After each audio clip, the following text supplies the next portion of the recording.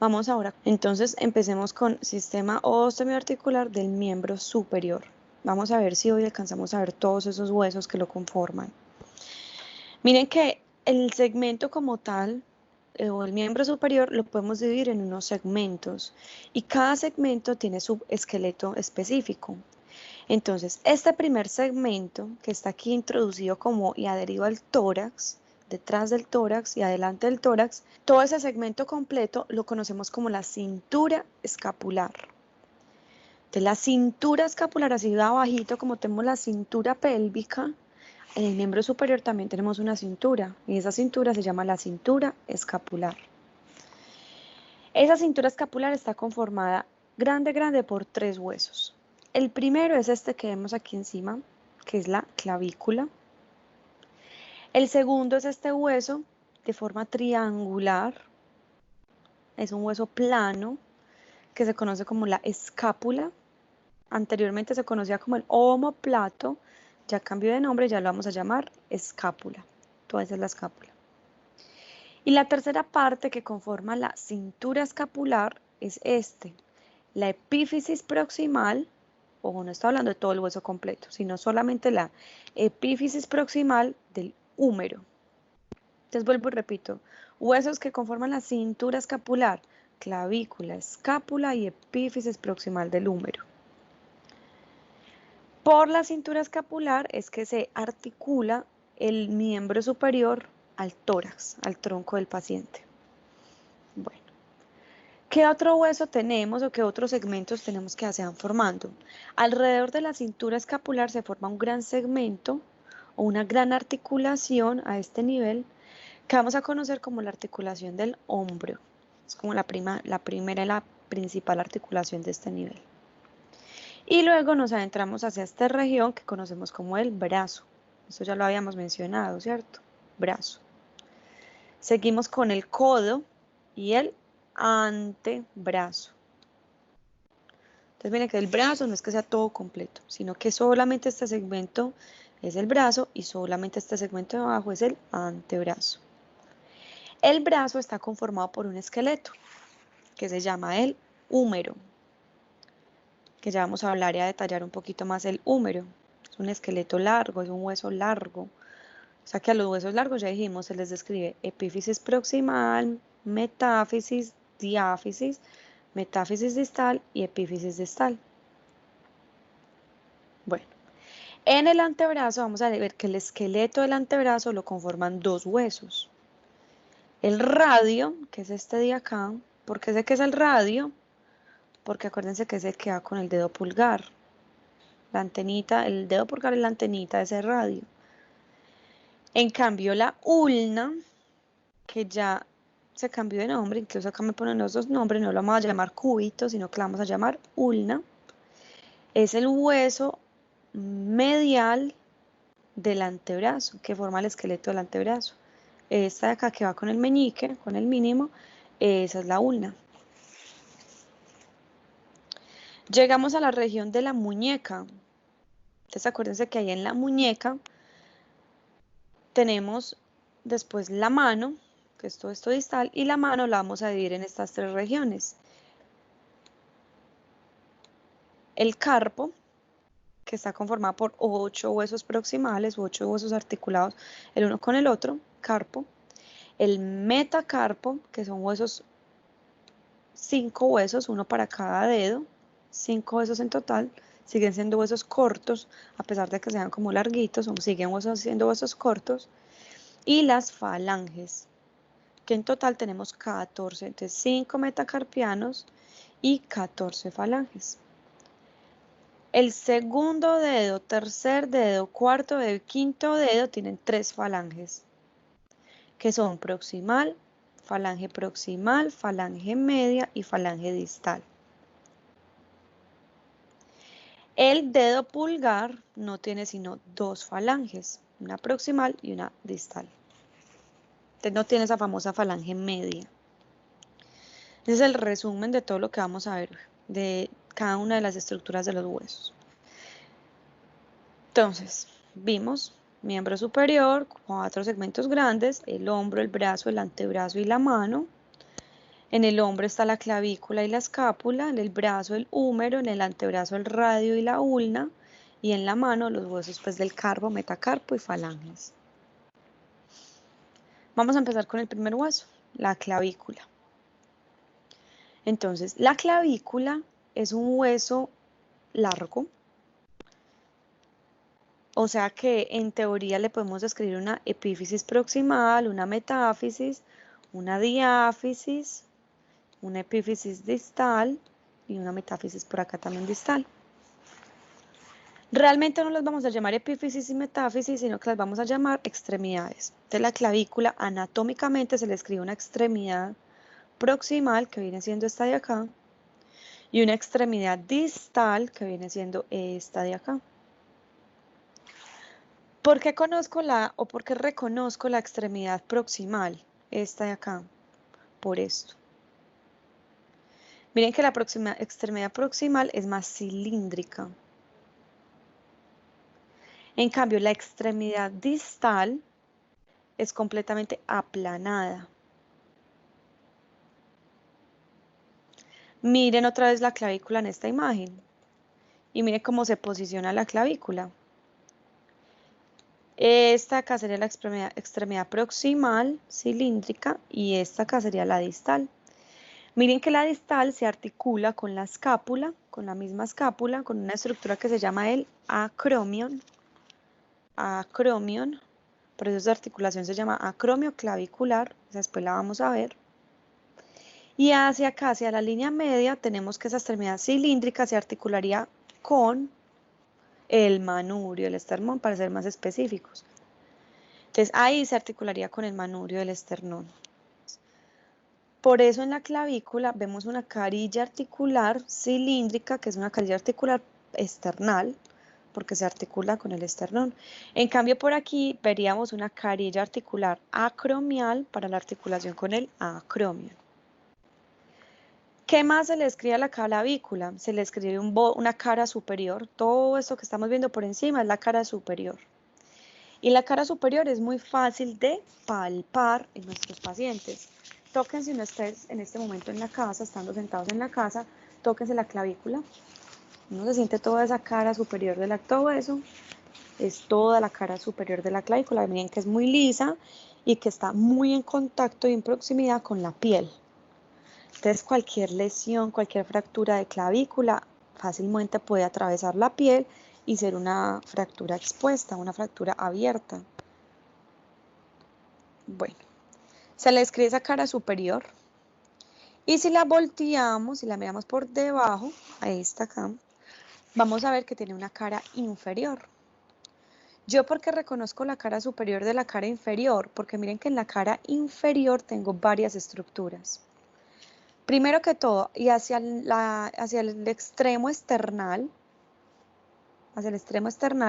tengo una gran rugosidad que se conoce como la rugosidad o la impresión para el ligamento costoclavicular. O sea que ahí se pega un ligamento que se llama ligamento costoclavicular. La primera costilla, que está inmediatamente abajo de la clavícula, a ver, dibujémosla bien. Entonces por aquí estaría pasando la primera costilla y entre la primera costilla y la clavícula ahí viene un ligamento. ¿Qué más veo? Detrás de eso yo veo un gran canal. Mírenlo acá, lo estoy pintando y lo estoy dibujando. Ese canal se conoce como el canal o el surco de la arteria subclavia. Surco canal de la arteria subclavia. ¿Por qué? Porque debajo de la clavícula, la cara inferior de la clavícula, va pasando una arteria, se llama la arteria subclavia.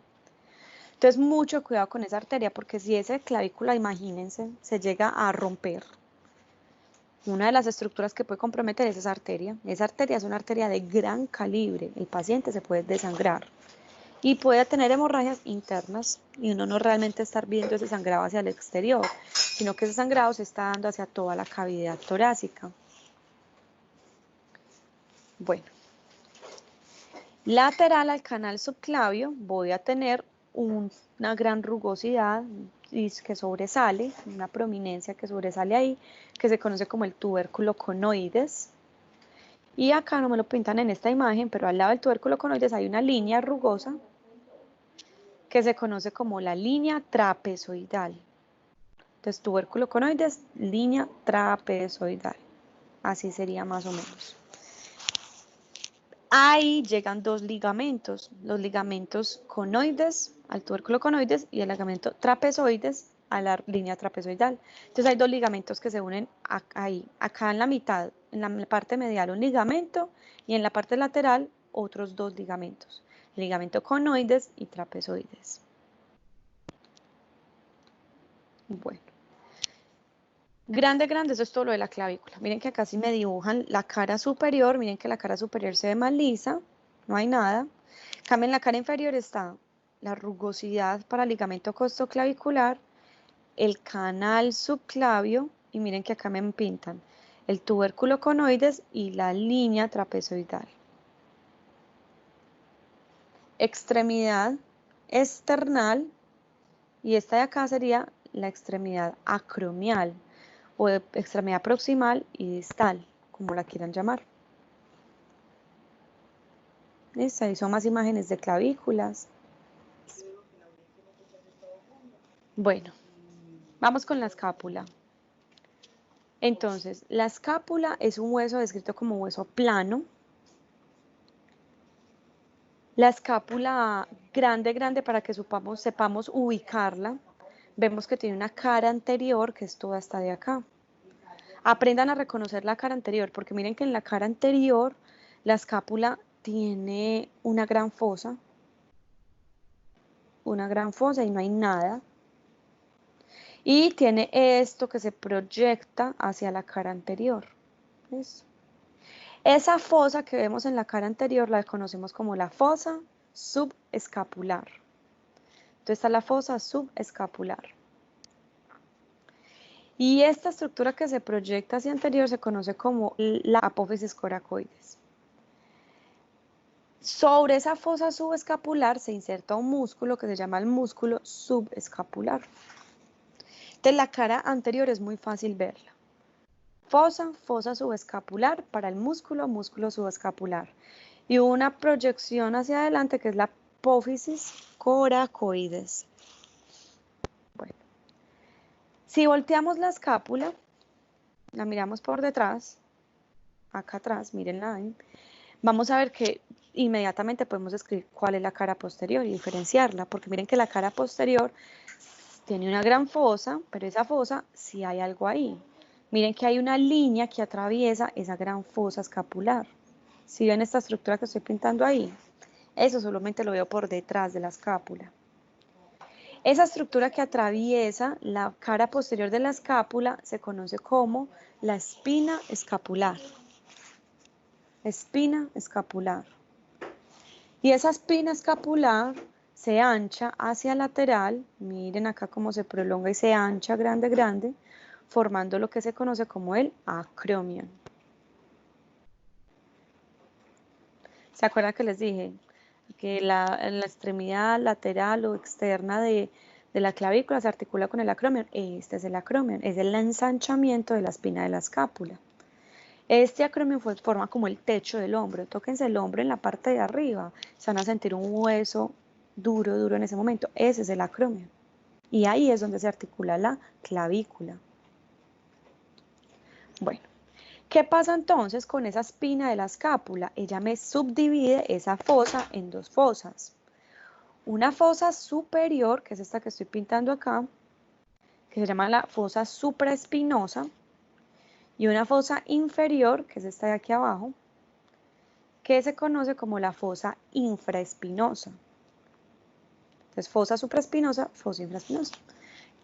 Ahí en esas fosas se insertan dos músculos, muy fácil, porque el músculo de arriba se llama el músculo supraespinoso y el músculo de abajo es el músculo infraespinoso. Entonces miren que los músculos tienen los mismos nombres de las fosas. ¿Qué músculos hemos visto? Acá, músculo subescapular y atrás, músculo supraespinoso y músculo infraespinoso. Así vamos yendo. La escápula se le escribe de forma triangular. Entonces el triángulo, mire que tiene ángulos y va teniendo bordes. Entonces voy a dibujar aquí el triángulo como tal. Y vamos con los bordes. Todo este borde que estoy pintando acá, mira hacia la línea media. O sea, aquí están las vértebras. En cambio, aquí lateral viene el brazo del paciente. Miren que acá es donde se articula el húmero y ahí sale el brazo del paciente. Entonces este borde es medial, lo podremos llamar borde medial o también se podrá llamar borde espinal. ¿Por qué? Porque es el borde que mira la médula espinal. Este borde de acá que estoy pintando en este momento, como ahí está el brazo, aquí está la axila, la fosa axilar del brazo, este borde lo vamos a poder llamar entonces borde axilar. O también se puede llamar borde lateral, medial y lateral, como quieran llamarlo. Este borde de acá arriba es el borde superior. Y miren que el borde superior tiene un detalle muy importante. Miren cómo sigo por el borde superior. Y miren cómo siguiendo por el borde superior aparece una escotadura. Esa escotadura la conocemos como la escotadura supraescapular, que está arriba de la escápula. Por esa escotadura pasa un nervio que se llama el nervio supraescapular. Y ahí encima de esa escotadura se forma un ligamento, el ligamento transverso de la escápula. Ese ligamento de ese nervio luego lo vamos a ver bien.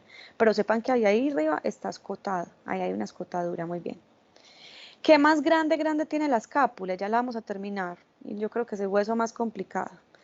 Tiene unos ángulos. Entonces miren que el triángulo tiene un ángulo aquí inferior, sube, tiene un ángulo aquí lateral, y aquí va a tener un ángulo medial. Entonces, otra vez se le escribe el ángulo inferior, el ángulo superomedial, que acuérdense que es la parte que mira la línea media, y todo esto acá vendría siendo el ángulo superolateral. ¿Qué pasa en ese ángulo superolateral? Ahí encuentro yo la apófisis coracoides, el acromion, y encuentro esta gran cavidad que se conoce como la cavidad glenoidea. Glenoidea, para que sepan cómo se escribe bien. En la cavidad glenoidea es donde se articula, ¿qué hueso? Perfecto. Vamos con el húmero. El húmero es descrito como un hueso, escápula, esto no, esto después lo miramos. El húmero es descrito como un hueso largo. Acá tengo una imagen completa. Entonces miren que desde arriba hasta abajo, realmente el húmero se extiende en gran proporción. El húmero, al ser un hueso largo, se le escribe una epífisis proximal, una metáfisis proximal, la diáfisis, una metáfisis distal y una epífisis distal. Entonces vamos a ir describiendo parte por parte cada una de las estructuras de este hueso.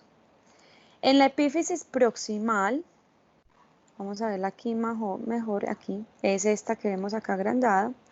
En la epífisis proximal, noten que tenemos una cabeza esférica. Esa cabeza, que es como semiesférica, la conocemos como la cabeza del húmero. Casi que toda la cabeza está recubierta de cartílago hialino.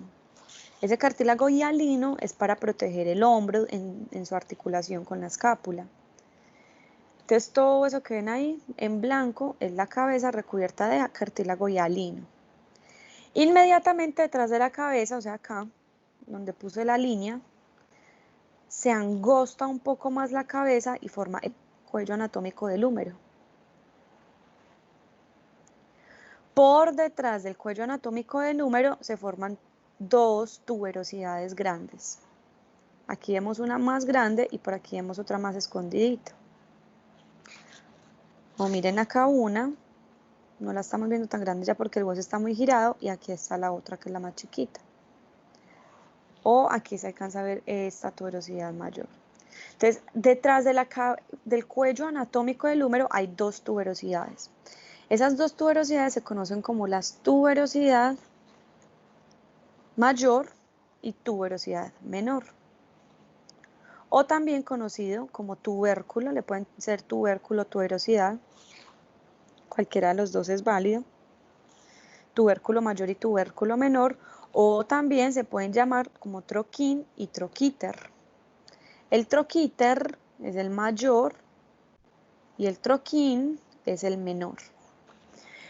¿Qué pasa por debajo de esas tuberosidad mayor y menor? Aparece el otro cuello, como la metáfisis.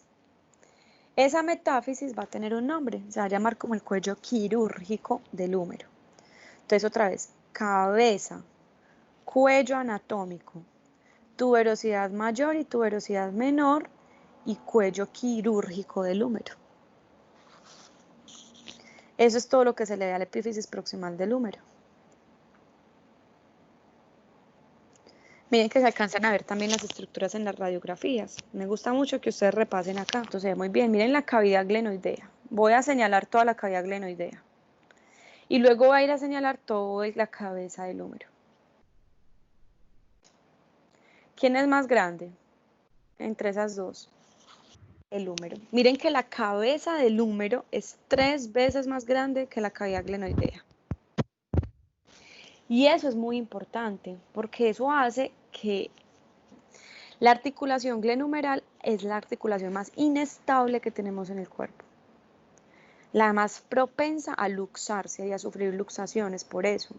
Porque la cabeza del húmero se puede salir, en cualquier momento, como es más grande, se puede salir de su cavidad. Entonces, ojo con esa articulación, que cuando la damos en articulaciones vamos a entender pues mejor y vamos a ver cómo se estabiliza. Bueno, vámonos para la diáfisis. ¿Qué tenemos en la diáfisis del húmero? Bueno, se le describe que por la parte de atrás pasa un canal que se llama el canal de torsión. En esta imagen, bueno, digamos que viene siendo como algo así. Realmente hay que tener un hueso a la mano para verlo, pero abrazando el hueso y como que torsionándose, la diáfisis del húmero, si uno la ve en el laboratorio, uno la coge, uno ve que está como torcida, como si yo hubiera cogido la epífisis proximal, la epífisis distal y las hubiera torcido. Y así se ve la diáfisis. Por eso a ese canal torcido, a esa diáfisis torcida, se le llama el canal de torsión. Y por ese canal de torsión pasa un nervio, muy importante este concepto, vea estrellita acá, abrazando la diáfisis del húmero y abrazando el canal de torsión pasa un nervio que se conoce como el nervio radial. Nervio radial. El nervio radial es el nervio que inerva todos los extensores. Entonces el tríceps es un extensor, el el supinador largo, el supinador corto, el extensor largo de los dedos, el extensor propio mínimo, o sea, todos esos músculos extensores, todos esos músculos son inervados por el radial. O sea que si un paciente se fractura la diáfisis del húmero, se puede llevar el nervio radial y ¿cómo le quedaría la mano a ese paciente? Mano caída. Acuérdense que yo les mostré la imagen de un paciente con la mano caída. También hay una rugosidad en forma de V, así como la pinté ahí. Pues no es que se vea muy bien en esas imágenes, pero bueno, así es como se ve la rugosidad. Esa rugosidad se llama la V deltoidea. V deltoidea, porque ahí llega un músculo que es el músculo deltoides. Bueno, nada más que decir de la diáfisis. Vamos a la epífisis distal. En la epífisis distal, vamos a ver si tengo una imagen más amplia, mírenlas acá. En la epífisis distal, miren lo que yo voy a ver. Me voy por los bordes de la diáfisis. Y justo en este borde llego hasta acá. Me voy por el otro borde, pero que miren qué pasa por este borde. Se prolonga demasiado, sobresale. Estos bordes de la epífisis distal se conocen como epicóndilos. Este epicóndilo, que miren que está casi que plano, se llama el epicóndilo lateral. Y este otro epicóndilo, que está más sobresalido, se llama el epicóndilo medial. Eso se puede tocar. Entonces, todos en la casa, flexionen, párense en posición anatómica. Entonces, pongan los brazos y extiéndanlo en posición anatómica. Flexionen el codo y tóquense los codos. ¿Cuál se sienten más? Si se sienten dos extremidades bolitas como hacia los lados, hacia el lado derecho y hacia el lado izquierdo, lateral y medial. El epicóndilo medial es inmediatamente palpable. Entonces aprendan a tocarlos porque existe una enfermedad que se llama la epicondilitis. ¿Qué es la epicondilitis? Inflamación de los epicóndilos. La inflamación del epicóndilo medial es muy común entre los golfistas. Entonces, por eso a la epicondilitis medial también se le conoce como codo de golfista. En cambio, la inflamación del epicóndilo lateral es muy común en los tenistas. Por eso se conoce también como codo de tenista. Ojo pues con ese datico ahí. Bueno. Inferior a los epicóndilos tenemos las superficies articulares. Tenemos una superficie articular que miren que es esférica y otra superficie articular que tiene forma de polea. Para los que no sepan qué es una polea, busquen en internet polea. Y miren que esto es tal cual, igualito a una polea. Por eso se le dio ese nombre. Entonces la estructura que vemos esférica, articular esférica, una cabecita, la llamamos el capítulo. Como el capítulo de un libro, así se llama capítulo. Y la que tiene forma de tróclea o polea se llama la tróclea.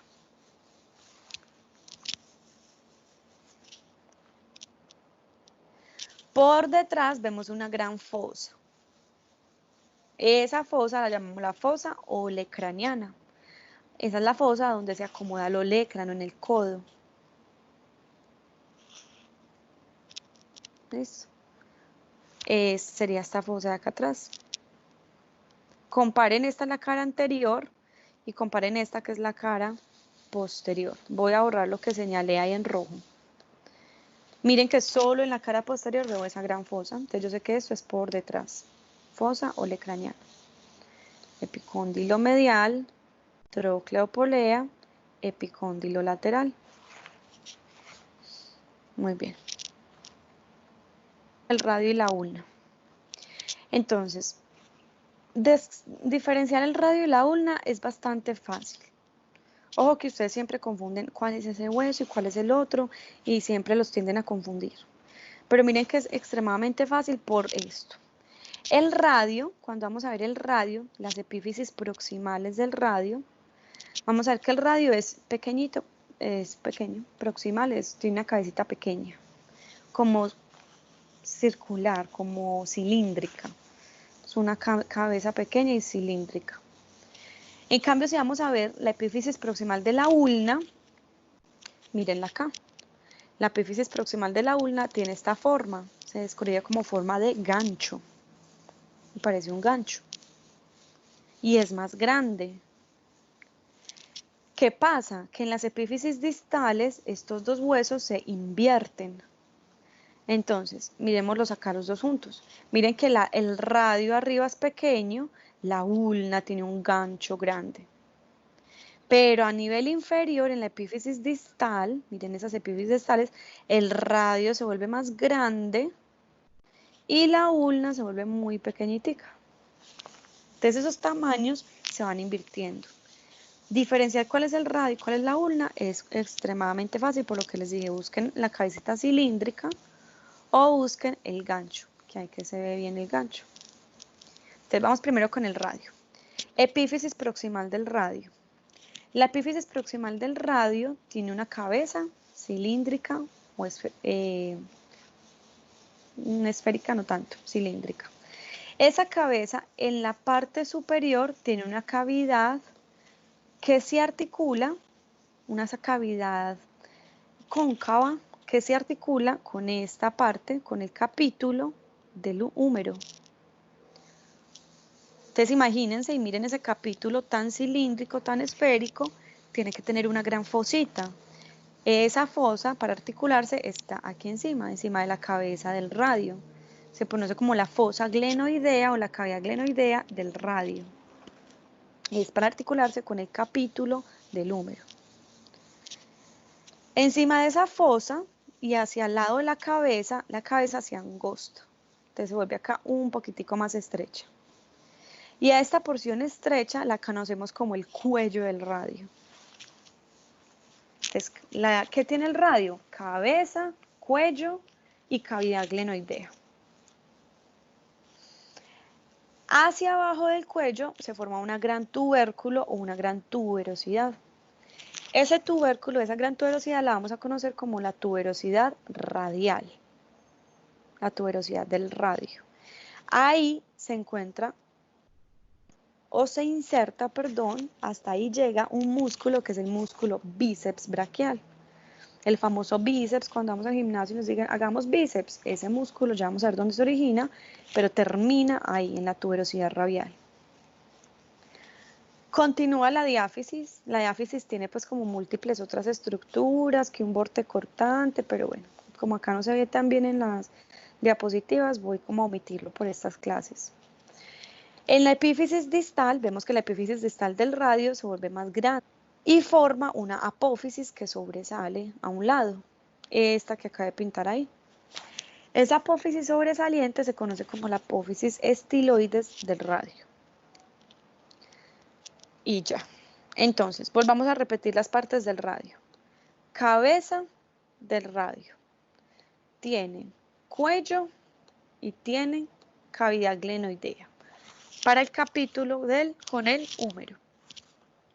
Tiene una gran tubérculo, una gran rugosidad, tuberosidad radial, donde se inserta el bíceps braquial. Una diáfisis y en la epífisis distal va a tener la apófisis estiloides. Grande, grande, eso es lo que le reconocemos al radio. Muy bien. Ahí estamos viendo la epífisis proximal. Tiene la cabeza, tiene la cavidad glenoidea, tiene el cuello y tiene la tuberosidad bicipital. Ahí se ve muy bien. Y miren en la epífisis distal, la carilla articular, tiene una carilla articular para articularse con el hueso escafoides semilunar, esa es la articulación de la muñeca, luego la vamos a ver, pero una gran apófisis que sobresale, que es la apófisis estiloides del radio. Nada más que decir, miren que el radio es relativamente fácil. Vamos con la ulna. Entonces la ulna es un hueso que tiene forma de gancho. Toda esta parte posterior y superior del gancho, que es más grande, más amplia, a esta parte posterior superior del gancho lo conocemos como el olecrano. Mírense el codo, flexionen el brazo, flexionen el brazo, mírense el codo. Ese es hueso que nos sobresale del codo, ese es el olecrano, es esto de acá. La parte anterior del gancho, esta parte de acá de adelante, se conoce como la apófisis coronoides. ¿Se acuerdan de la apófisis coronoides de la mandíbula? Prácticamente es esta misma apófisis coronoides de acá. Y entre los dos, entre el olecrano y la apófisis coronoides, hay una gran escotadura. Se llama la escotadura mayor o escotadura troclear. ¿Por qué? Porque esta escotadura troclear que aquí estamos viendo de frente, es la que se articula con la tróclea o la polea del húmero. Entonces, devolvámonos. Acuérdense que esta es la tróclea o polea. Ahí iría encajado ese gancho para articularse a ese nivel. Bueno. Abajo de la apófisis coronoides hay otra tuberosidad, se llama la tuberosidad de la ulna.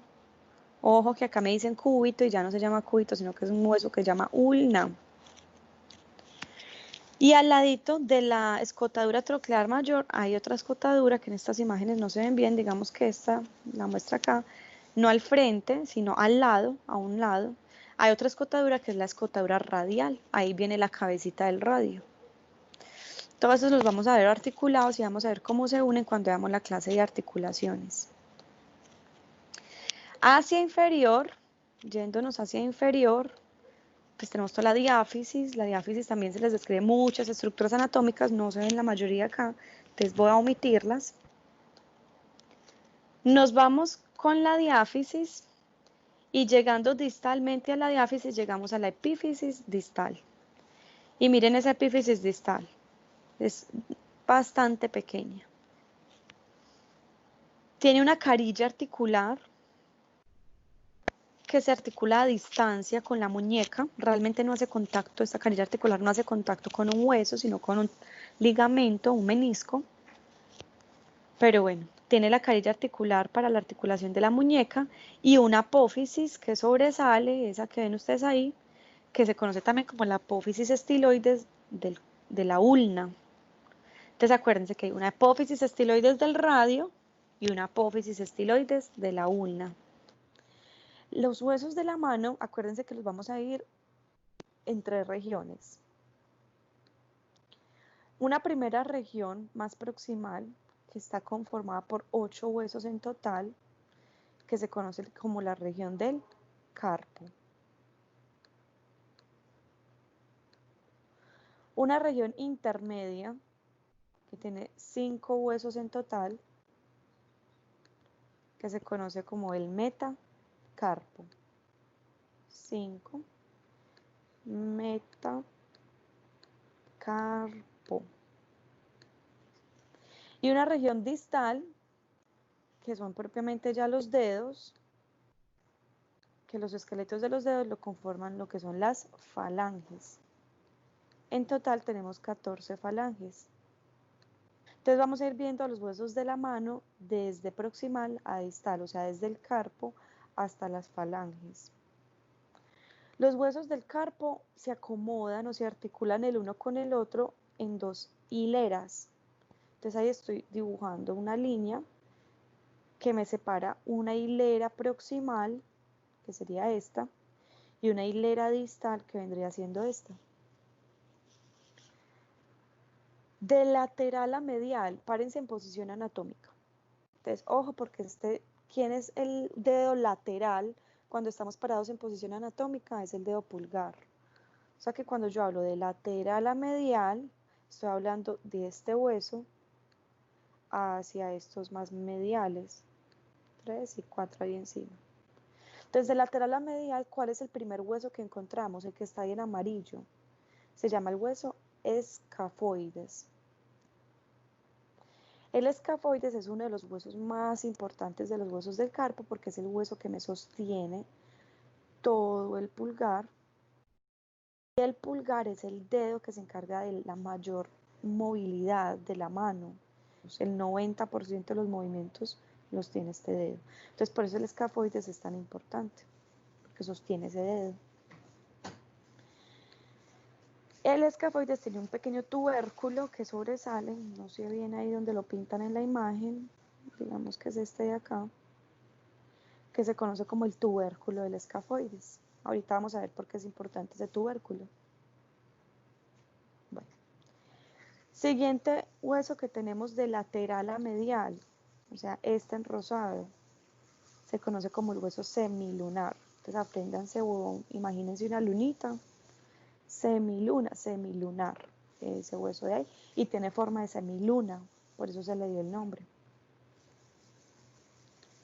Siguiente hueso lo vamos a ver aquí abajo. Se conoce como el hueso piramidal porque tiene forma de pirámide. Entonces apréndanse de una pirámide y ya saben, hueso piramidal.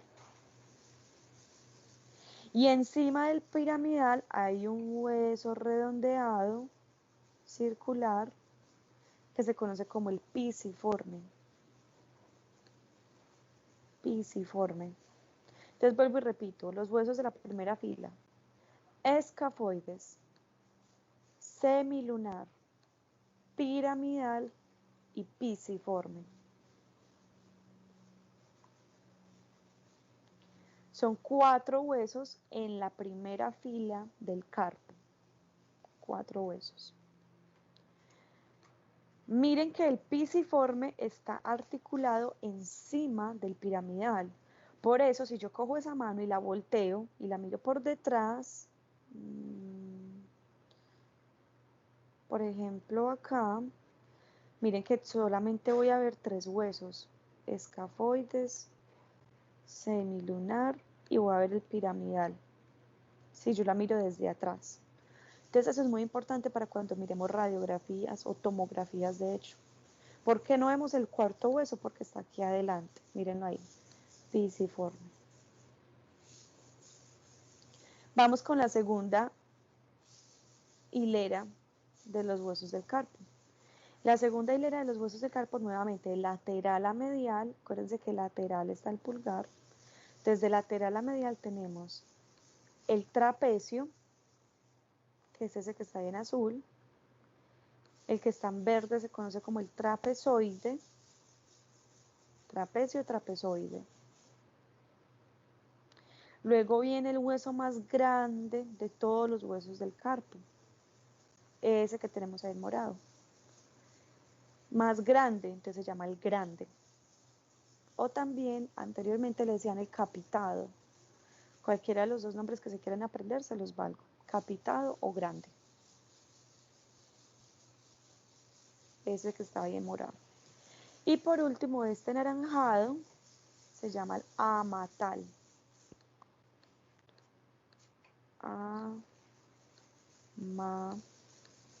Amatal, que anteriormente también tenía otro nombre, se llamaba ganchoso. Digamos que bueno, ojalá si nos aprendamos este nombre, pero si me quieren decir ganchoso se los voy a valer también. El amatal o el ganchoso tiene también un gancho, como un tubérculo, así como el escafoides tenía un tubérculo, el amatal también tiene un tubérculo. Ese tubérculo se llama el gancho del amatal o el gancho del ganchoso. Entonces vuelvo y repito la segunda fila. Trapecio, trapezoide, grande y amatal. Y aquí los estamos viendo todos desarticulados. Trapecio, trapezoide, grande y amatal. Escafoides, semilunar, piramidal, pisiforme. Al principio yo sé que es como complejo aprenderse todos los nombres de los huesos del carpo, pero los escriben, los repasan, píntenselos en su mano, en la palma de la mano, párense en posición anatómica y váyanse tocando esos huesos. El escafoides es el que más se puede palpar.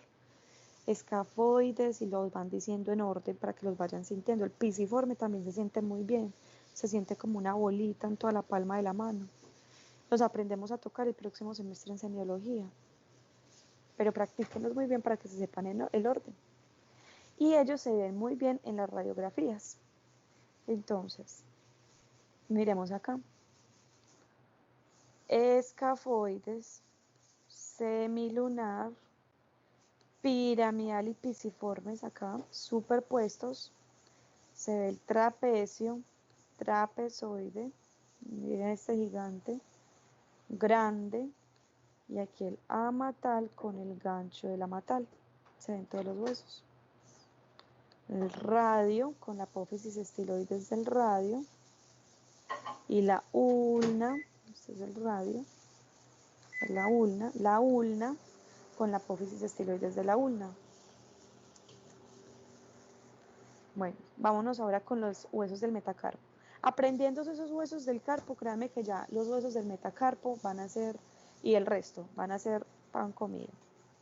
¿Por qué? Porque todos estos huesos comparten las mismas partes anatómicas. Entonces tenemos que los metacarpos tienen cabeza, cuerpo y base.